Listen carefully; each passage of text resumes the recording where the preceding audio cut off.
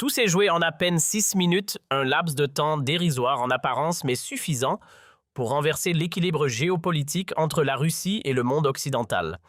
Depuis des années, Vladimir Poutine reproduisait inlassablement la même mécanique, une pression brutale visant Sébastien Lecornu et la ligne française en Europe de l'Est, accompagnée de ce sourire glacé presque programmé, convaincu d'assister une fois encore à la capitulation silencieuse des dirigeants occidentaux face au chantage du Kremlin. Mais cette fois, le scénario s'est fissuré. Lecornu s'est levé et ses mots ont littéralement paralysé la délégation russe, transformant ce qui aurait dû être un échange diplomatique ordinaire en un moment de rupture totale, où la France a sous les yeux du monde refusé de plier et montrer qu'elle ne céderait plus à l'intimidation du pouvoir russe. Pourtant, pour comprendre la véritable portée de cet instant, il faut remonter 4 jours plus tôt, dans les couloirs lourds et tendus de l'Élysée, là où chaque décision pèse lorsque Lecornu a fait un choix discret en apparence mais capable en réalité d'ébranler profondément les fondations mêmes de l'autorité russe. Le 1er septembre 2025 à 22h15, le bureau du Premier ministre baignait dans une lumière blafarde. Dehors, Paris résonnait encore des échos des manifestations. Les vitres brisées jonchaient les avenues et les sirènes hurlaient dans la nuit et la France semblait au bord du gouffre. Lecornu était seul face à une montagne de dossiers classifiés qui grossissaient d'heure en heure. Rapport de la DGSE, analyse militaire, télégramme urgent de Varsovie. Tout convergeait vers une réalité terrifiante. La Pologne était en danger imminent. Le téléphone sécurisé sonna. C'était Duda, le président polonais depuis Varsovie. Sa voix trahissait une panique mal contenue. « Sébastien, nous avons des mouvements de troupes russes inédits à la frontière biélorusse. Nos services estiment qu'une provocation majeure se prépare dans les 62 heures. L'OTAN temporise, l'Allemagne refuse de s'engager. Les Américains sont distraits par leurs problèmes internes. Vous êtes notre dernier espoir. » Lecornu resta silencieux. Il savait que la France traversait sa pire crise depuis mai 68. Les émeutes paralysaient le pays. L'économie s'effondrait. Son propre gouvernement vacillait. Comment défendre la Pologne quand il n'arrivait même pas à maintenir l'ordre dans ses propres rues? Mais dans ce silence, quelque chose grandissait, une résolution, une colère froide contre celui qui profitait des faiblesses occidentales pour redessiner la carte de l'Europe.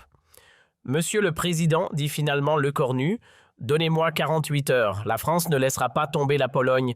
Jamais. » Il raccrocha et se tourna vers la carte de l'Europe accrochée au mur. Les frontières semblaient soudain si fragiles, si précaires. Cette nuit-là, Sébastien Lecornu prit une décision. Il n'attendrait pas que Poutine frappe, il frapperait le premier. Les heures suivantes furent intenses. Lecornu convoqua ses conseillers les plus fidèles, mais pas pour organiser une réponse défensive, pour préparer une offensive diplomatique sans précédent. « Je veux tout sur les faiblesses de Poutine », ordonna-t-il à son directeur de cabinet, ses échecs militaires, ses problèmes internes, ses zones de vulnérabilité. « Je veux connaître cet homme mieux qu'il ne se connaît lui-même. » Pendant 3 jours, l'équipe du Premier ministre éplucha chaque analyse du FSB interceptée, décortiqua chaque rapport de leurs espions en Russie, analysa chaque signe de faiblesse du régime poutinien. Le 3 septembre, Lecornu reçut un appel qui allait tout changer. C'était un haut responsable français du renseignement appelant depuis un téléphone sécurisé. « Monsieur le Premier ministre, nous avons intercepté une communication entre le Kremlin et Minsk. Poutine planifie un incident à la frontière polono-biélorusse pour justifier une intervention de protection. C'est exactement le même scénario qu'en Ukraine. » Lecornu sentit son sang se glacer. L'histoire était en train de se répéter et cette fois l'OTAN risquait d'être directement impliqué. Cette nuit-là, il ne dormit pas. Il arpentait son bureau seul avec sa colère et sa détermination. Il pensait à tous ces Européens qui avaient cru naïvement que Poutine s'arrêterait à l'Ukraine. Il pensait à cette Europe qui avait donné au monde la démocratie, les droits de l'homme, l'art de vivre, et qui se faisait grignoter par un autocrate nostalgique de l'URSS. Il pensait surtout à cette France en crise que Poutine considérait probablement comme trop faible pour réagir. Au matin du 4 septembre, Lecornu convoqua une réunion extraordinaire du Conseil de défense. Autour de la table, ses ministres les plus proches, Gérald Darmanin, Catherine Colonna, Bruno Le Maire. L'atmosphère était électrique. « Mes amis, » commença Lecornu d'une voix calme mais résolue, « dans moins de 24 heures, je vais défier Vladimir Poutine publiquement. Je vais lui dire ces 4 vérités devant l'Europe entière et je vais le faire au nom de la liberté. Un silence stupéfait accueillit ces paroles. Sébastien, intervint Catherine Colonna, ministre des Affaires étrangères, vous vous rendez compte de ce que vous dites? Poutine peut nous couper le gaz, il peut nous cyberattaquer, il peut... Le cornu l'interrompit d'un geste. Il peut quoi? Nous envahir, nous bombarder, nous menacer plus qu'il ne le fait déjà. Sa voix monta d'un cran. La France n'a plus rien à perdre. Nous sommes déjà au fond du trou. Le seul chemin qui nous reste, c'est de nous battre. Bruno Le Maire, habituellement pragmatique, était livide. Mais enfin, Sébastien, la diplomatie, ce n'est pas la guerre. On ne provoque pas Poutine quand on a des émeutes dans nos propres rues. Le cornu le regarda avec une intensité qui le fit tressaillir. Bruno, notre crédibilité diplomatique est morte le jour où nous avons cessé de défendre nos valeurs par peur des représailles. Je vais la ressusciter. Le 5 septembre au matin, le cornu se rendit au sommet européen de Bruxelles. Dans l'avion, il était inhabituellement silencieux. Ses conseillers s'attendaient à le voir réviser ses dossiers, répéter ses arguments, mais non, il regardait les nuages par le hublot et réfléchissait. Ce que ses collaborateurs ne savaient pas, c'est qu'il était en train de vivre une transformation profonde. Il cessait d'être un premier ministre en difficulté pour devenir un leader européen. L'atterrissage à Bruxelles fut mouvementé. Les journalistes français présents criaient de leurs questions « Monsieur le Premier ministre, comment gérez-vous la crise des blocages? Pensez-vous démissionner? La France peut-elle vraiment s'occuper de l'Europe dans son état actuel ?» Le cornu ne répondit pas. Il se contenta de sourire énigmatiquement et de monter dans sa voiture officielle. Il savait que dans quelques heures, ces questions paraîtraient dérisoires. Le sommet commençait par une session consacrée à la sécurité européenne. C'est exactement ce qu'espérait le cornu. Autour de la table, les 27 dirigeants de l'UE discutaient mollement des tensions à l'Est avec leur prudence habituelle. Olaf Scholz évoquait la nécessité du dialogue constructif avec Moscou. Emmanuel Macron, encore affaibli par sa défaite électorale récente, parlait de désescalade. Tous marchaient sur des œufs face à Poutine. C'est alors que la nouvelle tomba. Un aide entra précipitamment dans la salle et murmura quelque chose à l'oreille de Charles Michel, le président du Conseil européen. Ce dernier pâlit visiblement. « Mesdames et messieurs, annonça-t-il d'une voix tendue, nous venons de recevoir une communication officielle du Kremlin. Le président Poutine demande à s'adresser directement à notre Assemblée par vidéoconférence. Il invoque l'urgence de la situation en Europe de l'Est. » Un frisson parcourut la salle. Poutine n'avait jamais demandé à s'adresser directement aux dirigeants européens. C'était soit un piège, soit une escalade majeure. Charles Michel regarda autour de la table. « Que décidons-nous » Tous les regards se tournèrent vers les grandes Olaf Scholz, Emmanuel Macron, Giorgia Meloni. Mais c'est l'écornu qui prit la parole. Acceptons. Il est temps d'entendre ce que M. Poutine a vraiment à nous dire. 20 minutes plus tard, l'écran géant s'illumina. Vladimir Poutine apparut assis dans son bureau du Kremlin avec ce décorum de pouvoir qui l'accompagnait toujours. Derrière lui, les drapeaux russes et les portraits des tsars. Devant lui, les dirigeants de l'Europe démocratique. Le contraste était saisissant. « Messieurs les dirigeants européens, commença Poutine de sa voix monotone mais menaçante, je m'adresse à vous aujourd'hui parce que certains de vos pays adoptent une attitude dangereusement agressive envers la Russie. » Son regard via la caméra semblait fixer chacun des présents. « Nous observons des mouvements militaires inhabituels près de nos frontières. Nous constatons une rhétorique de plus en plus hostile dans vos médias. Nous notons des décisions politiques qui mettent en péril la stabilité de notre région commune. » Il marqua une pause théâtrale avant de continuer. « La Russie a toujours privilégié le dialogue et la coopération. Mais nous ne tolérerons pas les provocations. Nous ne laisserons pas notre sécurité nationale être menacée par des aventures irresponsables. » Chaque mot était pesé, calculé pour intimider. Vladimir Poutine balaya du regard les visages tendus des dirigeants européens avant de s'arrêter sur celui de Le Cornu. Nous sommes particulièrement préoccupés par certains discours récents émanant de Paris. Des discours qui semblent oublier que la France traverse actuellement ses propres difficultés internes. L'attaque était directe, personnelle, humiliante. « Monsieur Le Cornu, dit Poutine en regardant droit dans la caméra, votre pays brûle, votre économie s'effondre, votre peuple se révolte dans les rues. N'est-il pas temps de vous occuper de vos propres problèmes, plutôt que de donner des leçons à des nations qui ont 2 siècles d'expérience en plus que la vôtre. Le silence qui suivit était assourdissant. L'humiliation était publique, gratuite, insupportable. La Russie ne cherche pas le conflit, continua Poutine, mais elle ne l'évitera pas si on l'y force. Nos intérêts vitaux en Europe de l'Est ne sont pas négociables. Nos moyens de les défendre sont considérables. J'espère que nos partenaires européens sauront faire preuve de la sagesse que leur histoire devrait leur avoir enseignée. La menace était à peine voilée. Poutine conclut par une phrase glaçante « L'Europe a le choix entre la coopération et la confrontation. Elle a le choix entre la prospérité partagée et l'isolement mutuel. Choisissez sagement. » Et l'écran s'éteignit. Le maître du Kremlin venait de défier l'Europe entière, mais surtout d'humilier publiquement le Premier ministre français. Mais ce qui se passa ensuite, personne ne l'avait prévu. Sébastien Lecornu se leva très lentement. Pas de demande de parole, pas d'autorisation du président. Il se dressa simplement, posa ses mains sur la table et regarda l'écran éteint avec une intensité qui fit frémir ses collègues. « Monsieur Poutine, dit-il d'une voix claire qui porta dans toute la salle, puisque vous venez de nous quitter, permettez-moi de répondre à votre allocution. » La tension dans la salle était palpable. Charles Michel essaya d'intervenir. Sébastien, peut-être vaudrait-il mieux, mais Lecornu leva la main. Non, Charles, il y a des moments où le silence devient complicité et ce moment est dépassé. Il se tourna vers ses collègues européens, mais sa voix portait assez pour être captée par tous les micros de la salle. Il savait que ces mots seraient retransmis, analysés, commentés dans le monde entier. « Mesdames et messieurs les dirigeants européens, commença-t-il, nous venons d'assister à un numéro que Vladimir Poutine rôde depuis 25 ans, l'intimidation déguisée en dialogue. » Il marqua une pause, laissant ces mots résonner. Monsieur Poutine me reproche de m'occuper des affaires européennes alors que la France connaît des troubles internes. Permettez-moi de lui rappeler quelques faits. Sa voix se durcit. Qui a envahi la Géorgie?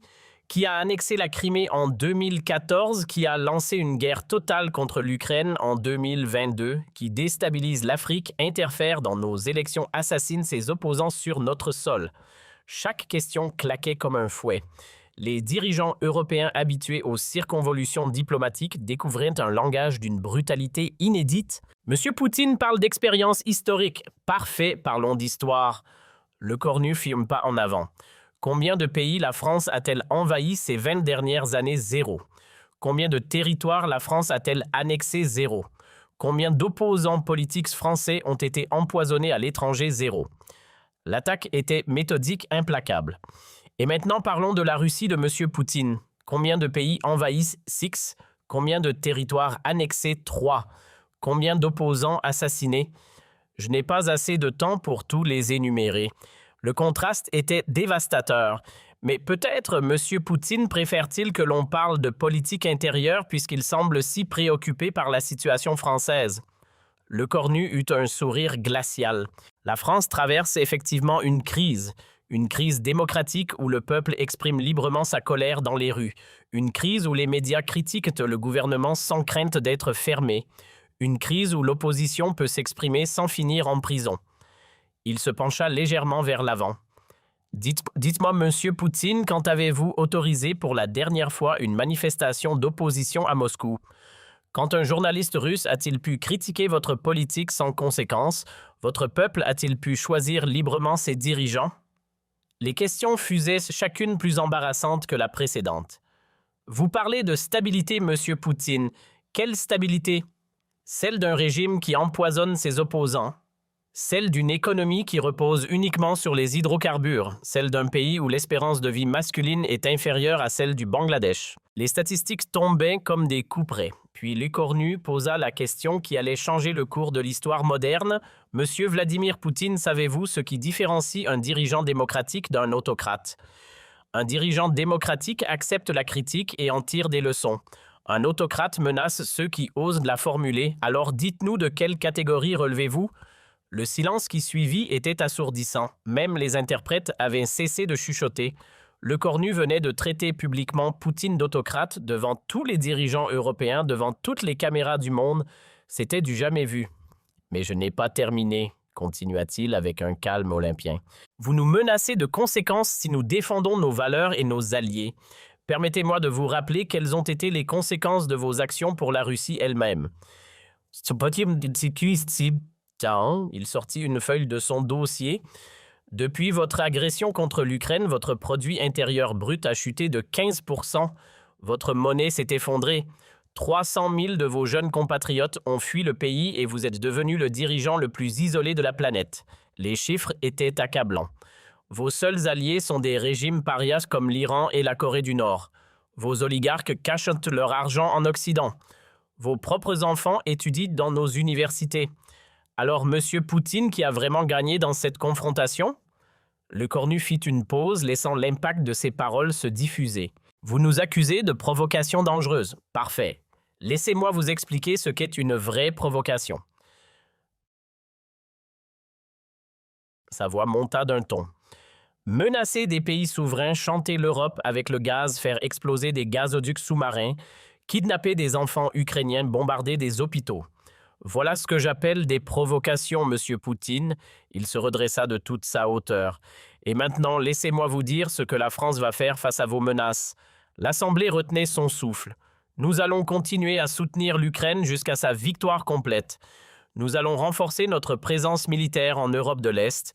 Nous allons durcir les sanctions contre votre régime et tous ceux qui le soutiennent. Et si vous pensez que la crise française nous affaiblit, vous vous trompez lourdement. Le cornu eut un sourire de défi. Elle nous révèle à nous-mêmes. Elle nous rappelle que la liberté a un prix et que ce prix, nous sommes prêts à le payer, contrairement à votre peuple, Monsieur Vladimir Poutine, qui n'a même pas le droit de connaître ce prix. Il marqua une dernière pause avant l'estocade finale. Vous voulez savoir quelle est la vraie différence entre la France et la Russie, Monsieur Poutine? En France, quand le peuple manifeste, le gouvernement l'écoute.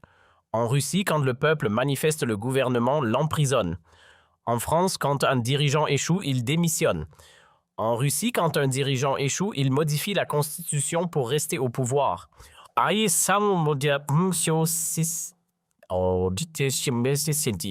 Et puis, vint le coup de grâce. Au fait, Monsieur Poutine, avez-vous prévu de modifier encore la constitution russe pour pouvoir rester président à vie?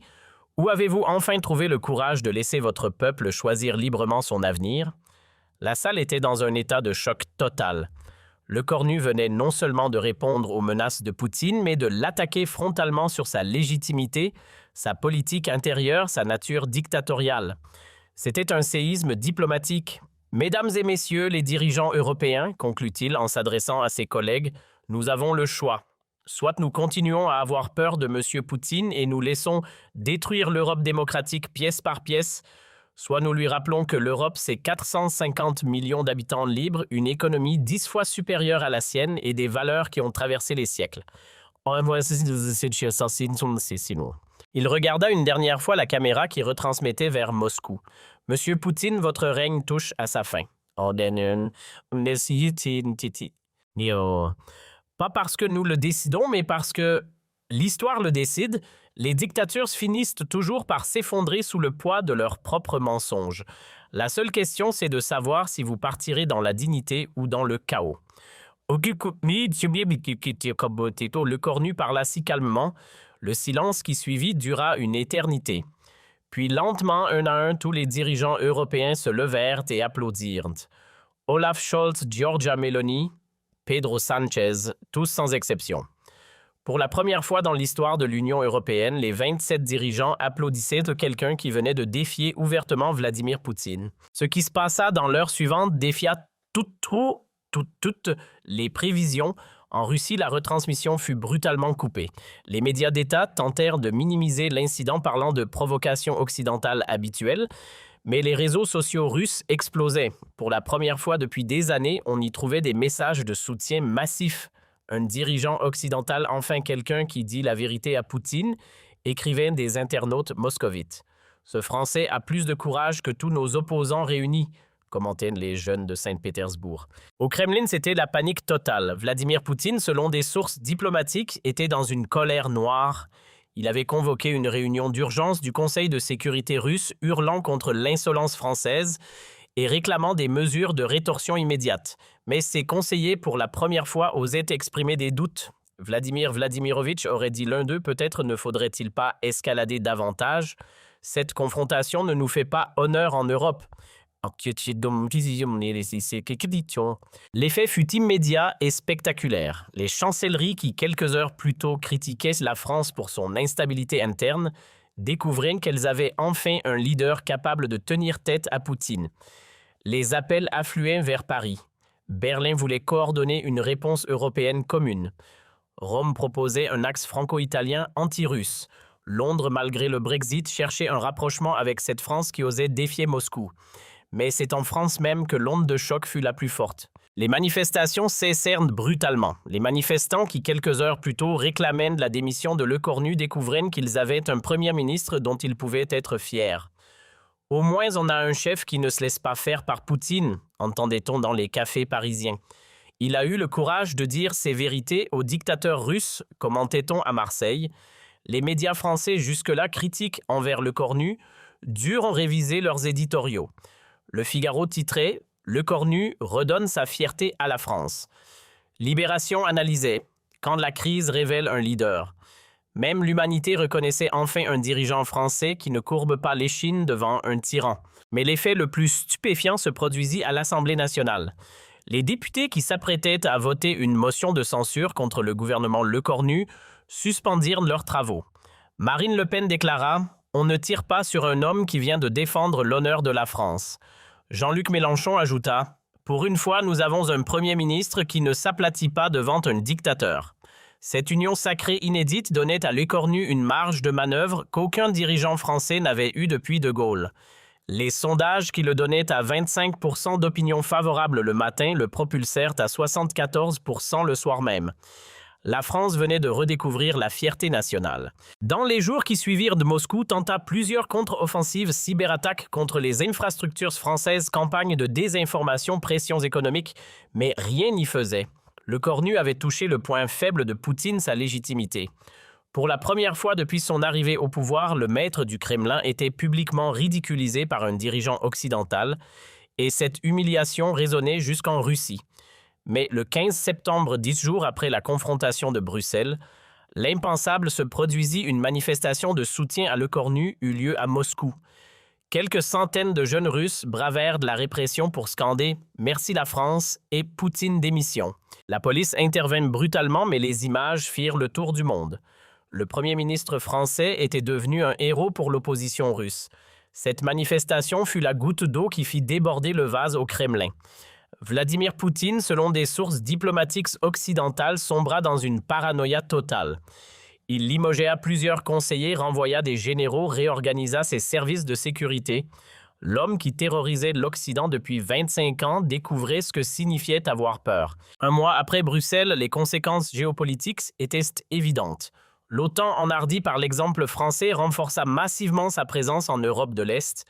L'Union européenne vota de nouvelles sanctions contre la Russie à une majorité jamais atteinte. Les pays africains jusque-là hésitants commencèrent à prendre leur distance avec Moscou.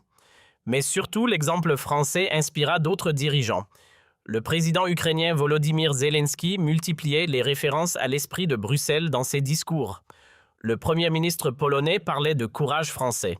Même en Asie, le Japon et la Corée du Sud évoquaient la méthode Lecornu pour résister aux pressions chinoises et nord-coréennes. Poutine lui était devenu l'homme le plus isolé de la planète. Ses rares alliés Iran, Corée du Nord, Biélorussie commençaient à douter. Alexandre Loukachenko lui-même, selon les services occidentaux, s'interrogeait sur la solidité de son protecteur russe.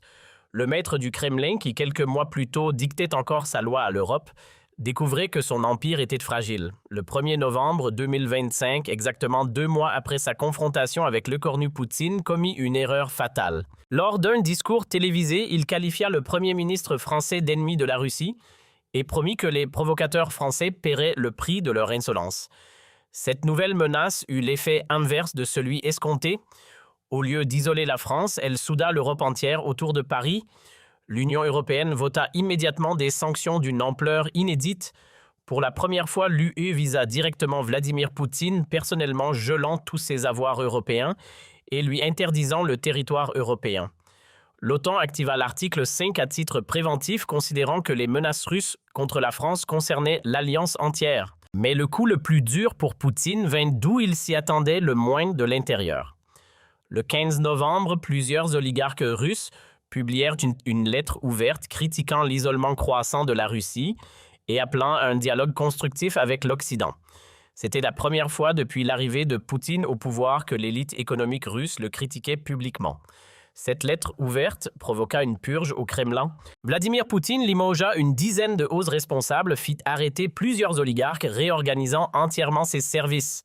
Mais ces mesures répressives ne firent qu'accentuer son isolement. L'homme qui avait bâti son pouvoir sur la peur découvrait que la peur, quand elle change de camp, devient un poison mortel. En décembre 2025, 3 mois après sa confrontation avec le cornu Poutine, était devenu méconnaissable. Les photos officielles montraient un homme vieilli aux traits tirés. Ses apparitions publiques se raréfiaient. Ses discours autrefois menaçants et assurés sonnaient désormais creux et désespérés. C'est dans ce contexte qu'eut lieu l'événement qui acheva définitivement le prestige international de Poutine. Le 20 décembre 2025, lors du sommet de l'OTSC, Organisation du Traité de sécurité collective à Astana, Poutine tenta une dernière fois de restaurer son autorité devant ses alliés traditionnels. Il prononça un discours virulent contre l'arrogance occidentale et les provocations françaises espérant rallier le Kazakhstan, l'Arménie et les autres membres. Mais l'impensable se produisit.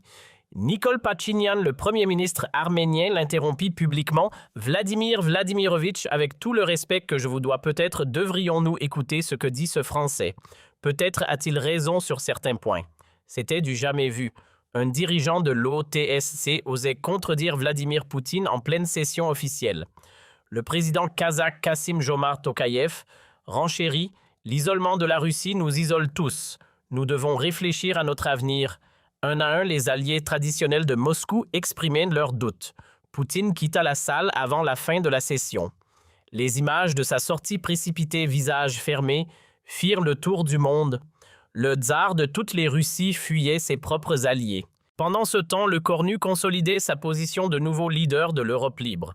Le 31 décembre 2025, dans son discours de fin d'année, il put dresser un bilan que personne n'aurait imaginé 4 mois plus tôt. Mes chers compatriotes, en septembre dernier, la France était au bord du gouffre. Aujourd'hui, nous guidons l'Europe vers la liberté. En septembre, on nous menaçait. Aujourd'hui, on nous respecte.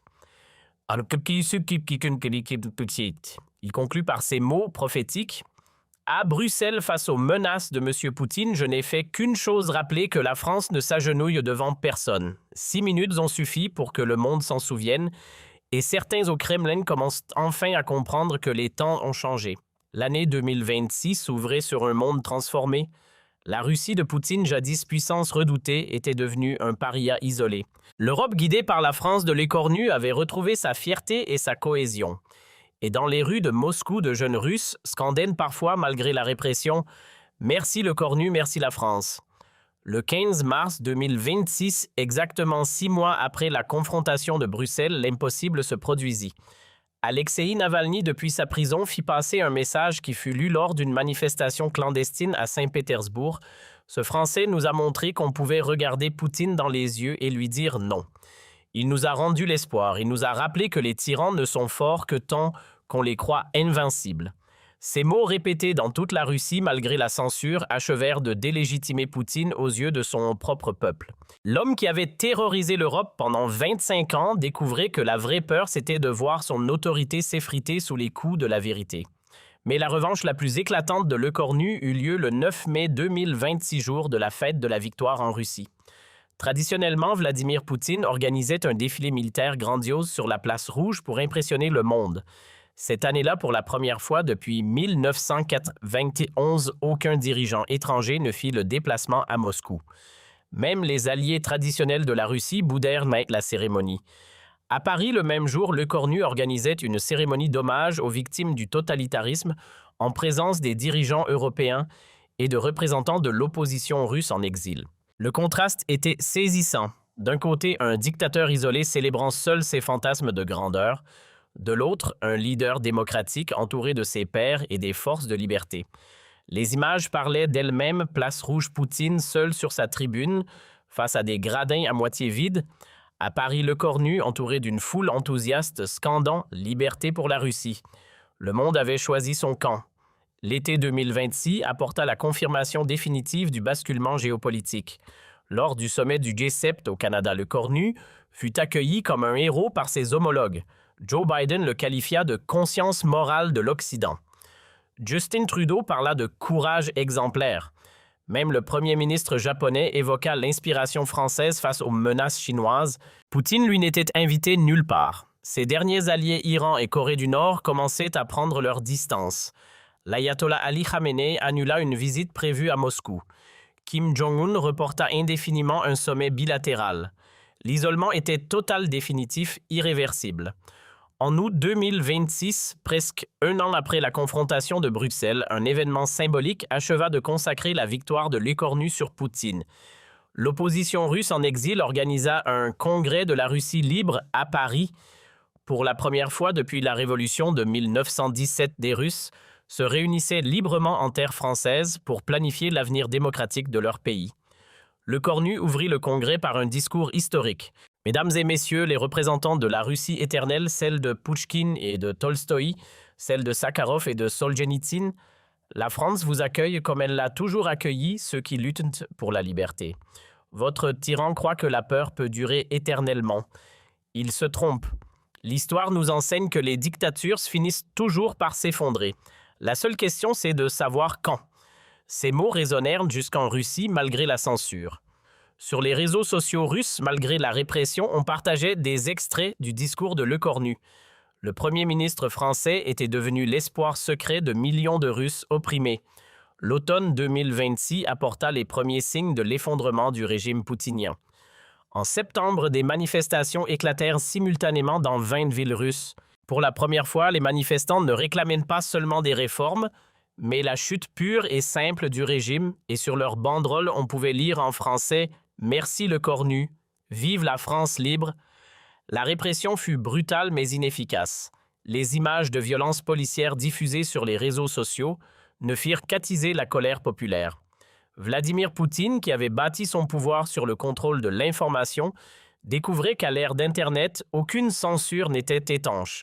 Le 5 octobre 2026, exactement 13 mois après sa confrontation avec le Cornu Poutine, commit son erreur finale.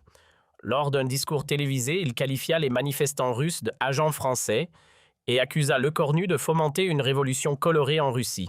Cette accusation délirante acheva de le ridiculiser aux yeux du monde entier. La réaction de Le Cornu fut d'une élégance meurtrière. Lors d'une conférence de presse à Matignon, il déclara simplement « Monsieur Poutine me fait trop d'honneur. Je ne fomente rien en Russie. Je me contente de dire la vérité sur son régime. » Si cette vérité provoque des révolutions, c'est que sa dictature était plus fragile qu'il ne le pensait. Cette réponse relayée dans le monde entier porta le coup de grâce au prestige de Poutine. Un dirigeant français de 39 ans venait de ridiculiser publiquement l'homme qui terrorisait le monde depuis un quart de siècle. L'inversion des rapports de force était totale. Novembre 2026 marqua le début de la fin pour Vladimir Poutine. Des oligarques commencèrent à fuir la Russie. Des généraux demandèrent discrètement leur mutation. Des membres du gouvernement russe firent passer des messages à l'Occident pour préparer l'après-Poutine. Le régime se fissurait de toutes parts.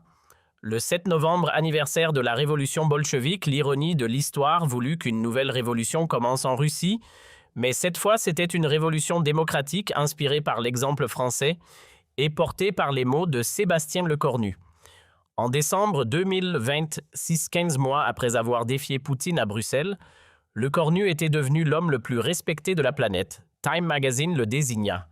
Homme de l'année pour la deuxième fois. Le prix Nobel de la paix lui fut décerné pour avoir redonné courage aux peuples opprimés et montré que la vérité peut vaincre la tyrannie.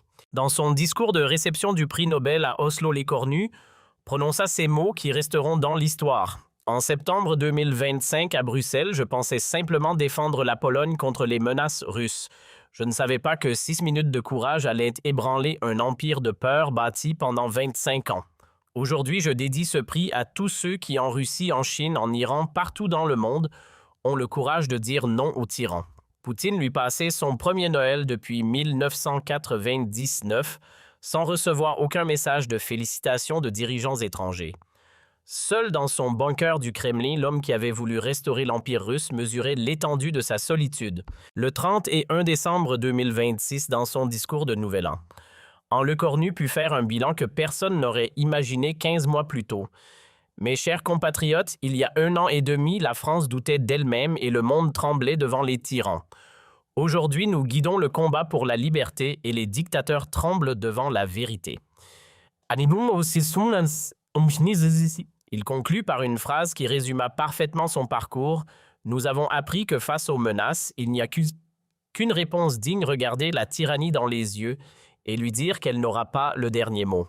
6 minutes ont suffi pour changer le monde et le monde ne sera plus jamais le même. L'année 2027 s'ouvrait sur un monde où Vladimir Poutine, jadis maître du Kremlin et terreur de l'Occident, n'était plus qu'un dictateur vieillissant et isolé, hanté par les mots d'un Français qui avait eu le courage de lui dire ses vérités en face. Et Sébastien Lecornu était entré dans l'histoire comme l'homme qui avait libéré l'Europe de la peur et redonné espoir aux peuples opprimés. Tout cela grâce à 6 minutes de courage un jour de septembre à Bruxelles, quand il avait regardé Vladimir Poutine et lui avait dit « Monsieur Poutine, votre règne touche à sa fin ». La prophétie était en train de se réaliser et le monde entier regardait l'histoire s'écrire en français.